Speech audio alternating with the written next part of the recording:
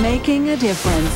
This is 27 News at 10. The majority of them say they struggle getting gas, so it doesn't work right now.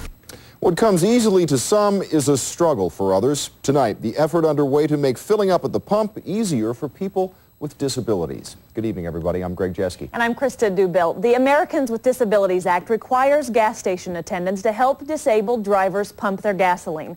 But many say that simply doesn't happen. 27 News first brought you the story in February, but tonight Elizabeth Hopkins learned there may be some progress in creating a better system.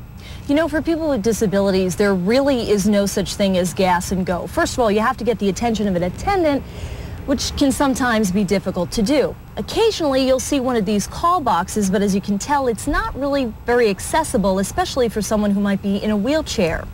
There is a solution in all of this, though, and there's one man who would really like to see that solution be brought to Madison. When we first met Ron Barr in February, he told us that a simple trip to the gas station really isn't all that simple.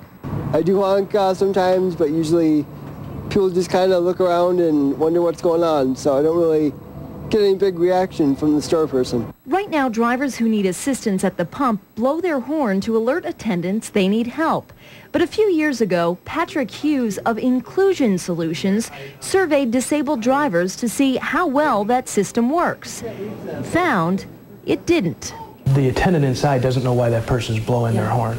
So Hughes is marketing this, an easily accessible call button to alert attendants that help is needed.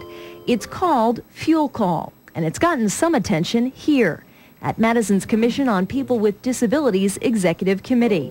Hughes is hoping to work with the committee to integrate his product in town and maybe even change legislation to make real-world situations more accessible situations. By including people with disabilities, our world's a little better. It sounds funny, but I'm doing it through selling products.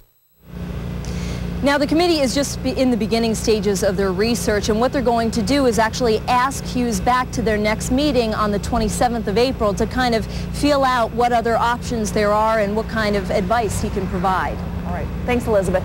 Hughes says he's hoping to bring along the owners of gas stations who have already incorporated Fuel Call to share their experiences.